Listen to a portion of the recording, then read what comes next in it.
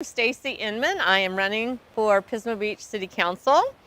You wonder, who am I? Well, I'm a former probation officer, a former district attorney, a former school district attorney, and I'm actually still a school district attorney, have a few clients, and I'm a former planning commissioner, chair of the planning commission for 3 years. I'm also a woman who knows about business. I have a BS degree in business administration from Cal Berkeley. Was an assistant general counsel of a 20-person law firm in Bakersfield for, I worked there, 27, 28 years.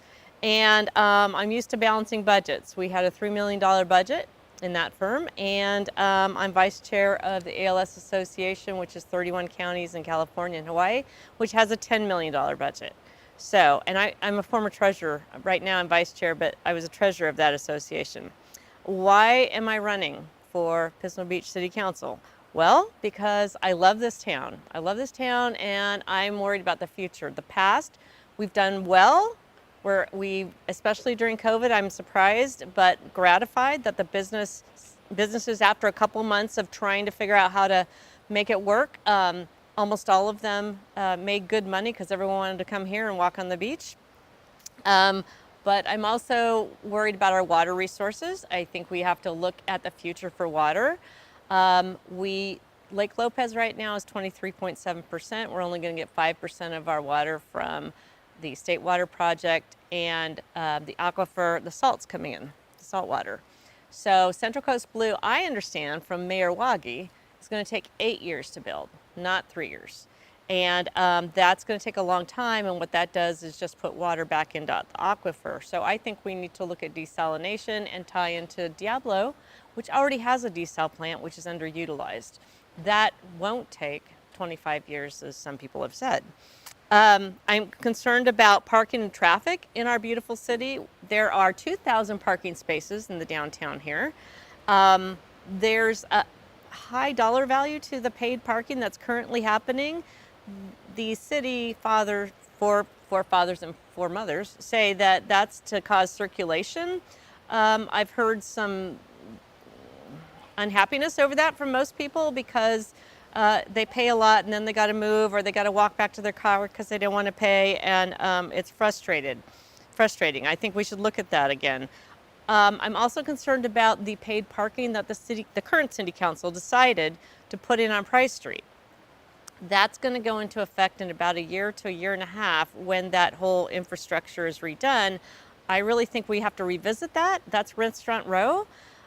People are going to have a negative response to paying $5 an hour to go into the optical shop, or to go into Pismo Bob's, or to go into Giuseppe's restaurant, to go into any place when they're spending money anyway. So I really think that should be retracted and revisited.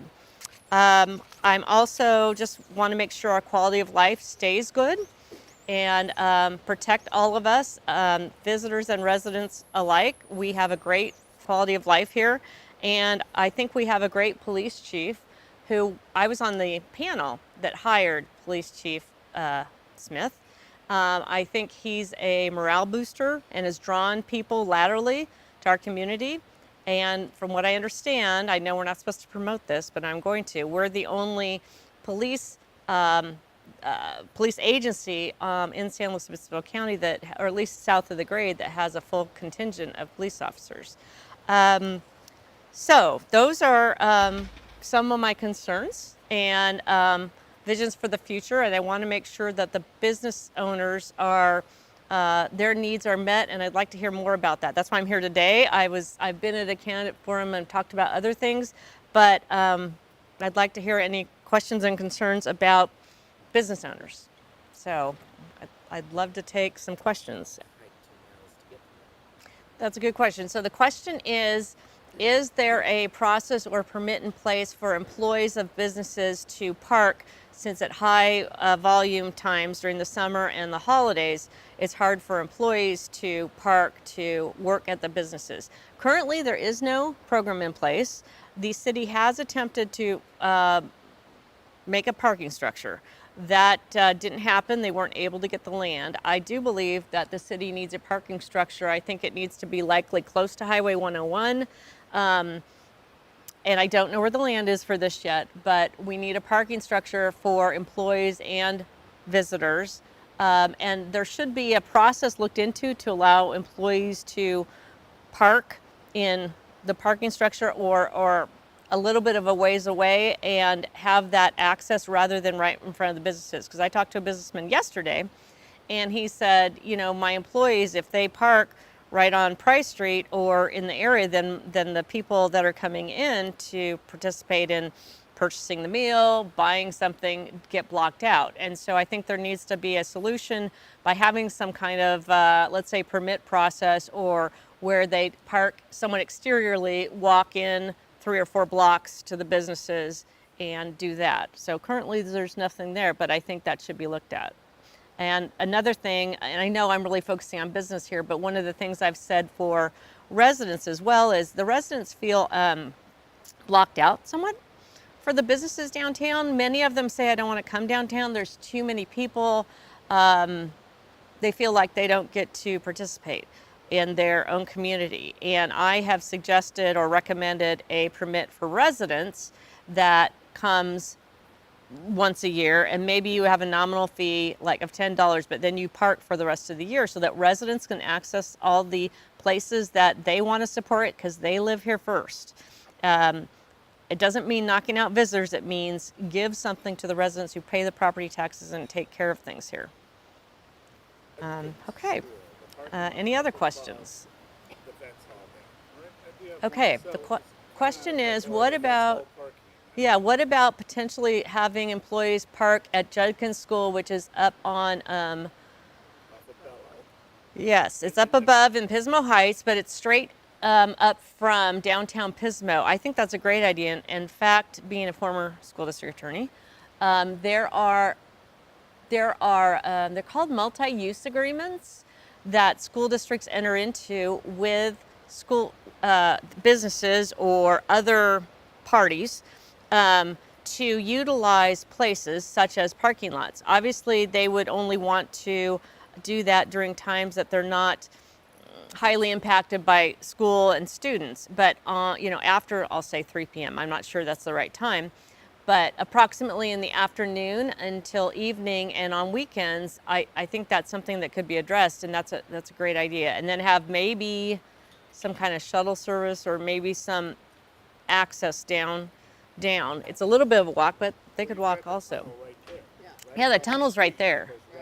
Yeah, so have everyone just park there and walk down. That's a great idea. Maybe the city donates to the school or the vets hall a little fund for using it, maybe right. Busy time during the summer. Right, and yes, so there'd be a financial incentive to pay to the school, exactly, for that multi-use of that parking, and then employees could use it, and the school would get a benefit, a financial benefit, and the businesses would get a benefit.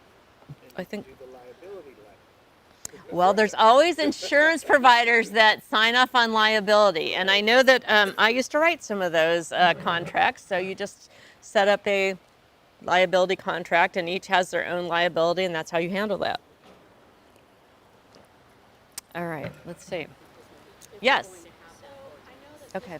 The question is, I know that Pismo Beach and San Luis Obispo have non-smoking ordinances, and how are we going to stop smoking, or how do we deal with that if we have that on the books, knowing that it does happen?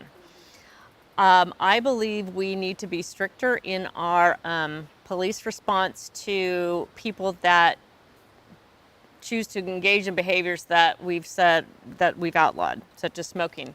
I think there needs to be better signage, though. I know that there's one sign right when you walk on the pier, but I don't think it has to do with smoking. I was there the other day, but you're not supposed to walk your dogs on the pier and have defecation problems. You're not supposed to smoke, and there are both of those problems that occur. And so I was at the city council meeting when the police chief gave his address, and it was about 10 to 15% of the people that were given a ticket, but many were given warnings. And in my opinion, warnings may not and usually don't change the behavior of people. So therefore, should issue a ticket, get the signs up, get more signs up, and then issue a ticket because that behavior is not supposed to occur. Yes.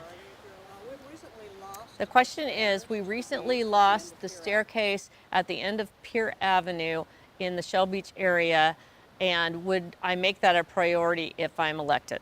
Yes, I think that access to the beach is critical. That's part of our quality of life for the residents and the people that come to visit us.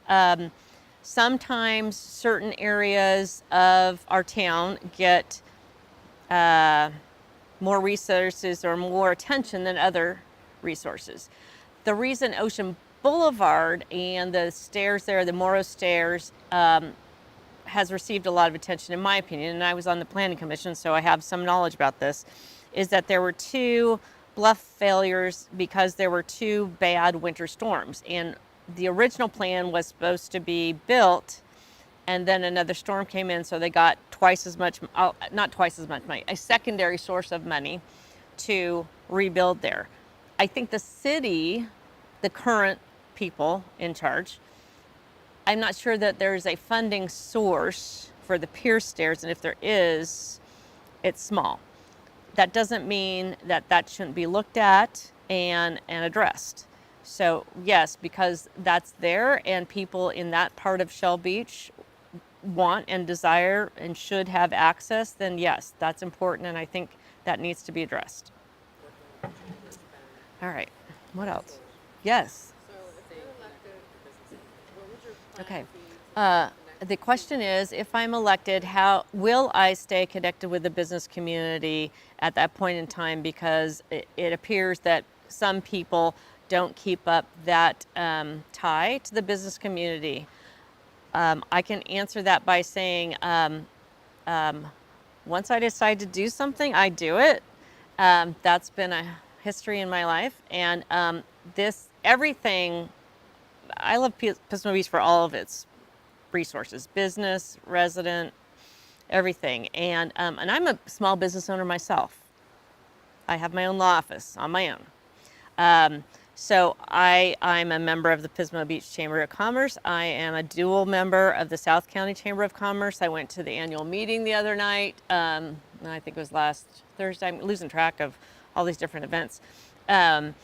But I'm here at Vespara. I know some of the hotel managers already, and I will stay connected and be involved even if I'm not elected. Thank you. Yes. Let's see. Anything else? Let's see. How about this? What do all of you think? Last year, we have a $76.7 million budget yearly in Pismo Beach. And this year, one of the city goals was to take the $14.5 million and put it into paving a third of the city. If we were to have another, I'll call it an overage, that's probably not the right term, extra revenue of about $14 million, how would you all like to see that utilized in the coming year? Yes. I'd like to see the safety of the street. Okay, so the answer that was given is that we're concerned about the safety of the streets and protecting those that are in the areas of highest volume, especially during the holidays and the summer. More sidewalks, more availability of bicycling, more even lighted crosswalks. And I'll say better, I think the police are pretty aware, but maybe not engaged enough to assert themselves enough sometimes when people are speeding and things like that. And we need to look into the, especially if Price Street is going to be redone, which it is, the time you think about those things is prior to that being laid down.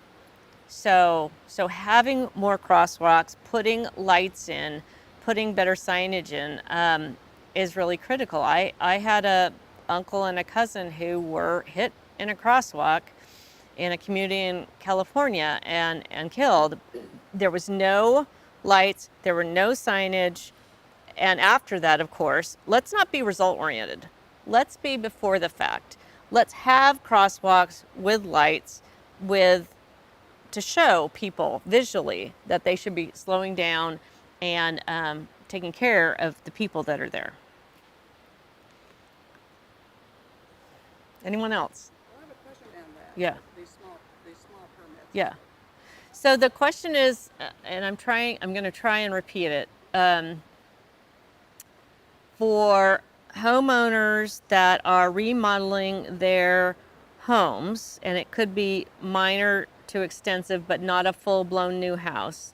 The question is, are you willing to support not requiring producing a sidewalk and in essence giving up your right to object to an assessment in that area to put to underground the utilities? Is that accurate? No. Sidewalks. Oh, okay. To waive your right to put in sidewalks later. Waive your right to protest the formation of an Oh. assessment district. To waive your right to protest the formation of assessment district to put in sidewalks. Okay. Wow. There's a lot of Sorry. decision-making points there, and I haven't heard this question before. So I need to study it because I don't want to give an answer that I retract from. I really dislike that if I do it. I dislike it if anyone does it.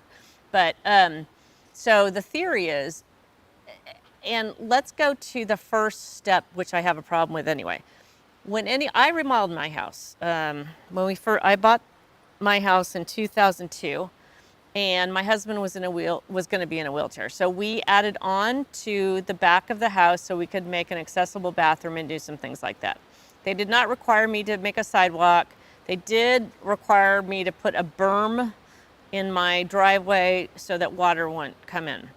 And so now, almost every person I've talked to that is remodeling a home, the city requires as part of that to put in a sidewalk or I'll say a gully, a curb and a gutter. Thank you. Because in Shell Beach we don't have sidewalks currently. So what I find heavy-handed is when the city demands something of a homeowner at the time you're choosing to remodel that they want something out of you that you have a right not to do. I don't think forcing someone to give up a right that they have is a even bargaining chip. And I don't think it should be a bargaining chip. It's important, many of our houses, at least in Shell Beach, were built in the 40s, 50s, and 60s, and they're older and they need to be remodeled. So I don't think it's fair to require upgrades to a street, especially if it's city property and not the homeowner property, at the point in time you're seeking remodeling. I probably would agree with the waiver of the assessment for the future to put in a sidewalk. I just haven't thought through it enough, and I will. I just don't want to answer that yet because this is a multi-step question, but at least you understand what my position is on the city trying to require something when they don't have the right to take that right from you. How do you feel about the third lane? Okay, I know more about the third lane now. The question is, how do I feel about the third lane on Highway 101? I went home and read some, and I actually talked to engineers from Caltrans. So, I do my homework. If I don't know enough about something, I do my homework. Because I think we all got sidetracked at the candidate forum with the climbing lane as opposed to the third lane.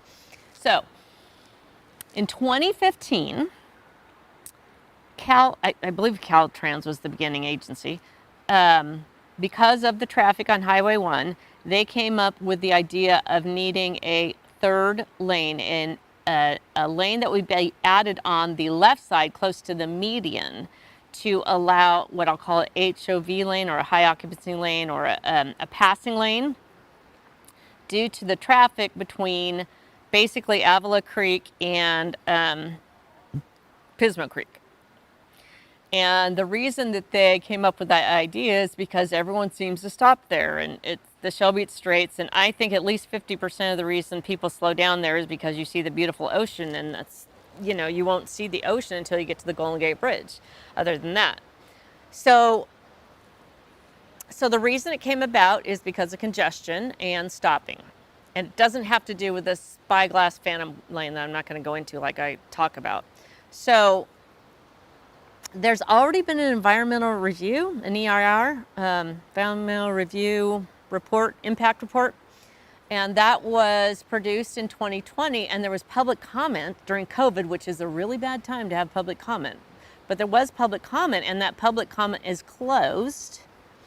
And from what I understand from the Caltrans employees, that is going to go into effect unless and I think it goes to the Planning Commission, unless the Planning Commission and or City Council deny it. So it's going to go into effect. I understand there's enough room, which I asked. I said, is there enough room to add the third lane in the median? Because it doesn't appear to me there is. And they said there is. And you can add that third lane, and what else? Oh, and you can't have sound walls because of the policies. I don't know if it's a policy or an actual municipal code that we not have sound walls, because we can't affect the view of the ocean. So because that is a major mandate of Pismo Beach, there can't be sound walls. And that's a big problem for a lot of residents because of the noise factor. And if we add a lane, there's going to be more noise because there's more traffic passing at any point in time. So how do I feel about it? I think it will go through unless the Planning Commission and or the City Council objects to it or disagrees with it. And I think there should be a noise, I guess there's a noise survey in the EIR, and they said it didn't have a significant impact. I don't know if I believe that or not, so I would look at that, and I would ask residents to pay attention to that. And I think the residents need to come forward and tell the Planning Commission, the City Council, how they feel, how they think about how that will affect them and if they want that to happen or not. Because as I understand it, it's happening, and they're already working on the easements, and things will start occurring in 2025. So that's what I know now. So I know a lot more than I did last Thursday.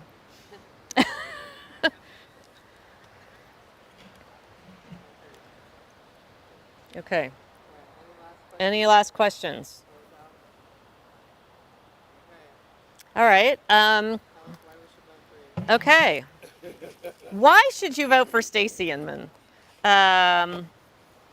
You should vote for me, I believe, because I try to embrace what I understand Pismo Beach to be, which is an amazing, beautiful, classic California city that we are all so lucky to live in and to provide for a short time to our visitors. But it takes a balance and a nuance. And I think I have the background with my business degree, with my former planning commission tenure, with being a lawyer. I'm used to putting facts with laws and listening. I have listened to people, I listen to my clients. What do the clients want? What does the public want? It's important for people to stand up and be heard. And you can email me. You don't have to speak, because a lot of people don't like public speaking. Because I do listen to everyone, even if I disagree entirely with their opinion. I'm going to listen and try to understand where they come from. I'm committed to doing what's right for Pismo. And, which is take care of all of our residents, but also be nice. Nice is a easy word to say. Protect what we have, but welcome our visitors. I'm committed to being the council member you want me to be, and I think that it's time for some change. I think, I believe that the current 5 members, I wonder how they get to some of the decisions that they make currently. And I am an independent thinker, and this is a nonpartisan race, but I can tell you, I will think about whatever it is, whatever the issue is, and try and distill it down and listen to everyone and then come up with a decision. As I am with the third lane, I take in information, I have to figure it out. And I leave you with this quote. Never doubt what a few thoughtful citizens can that a few thoughtful citizens can change the world. Indeed, it is the only thing that ever has. So change is consistent. We're not going to stay static. We have to look for our future. So I want to be the change for the community that you want to see. Thank you.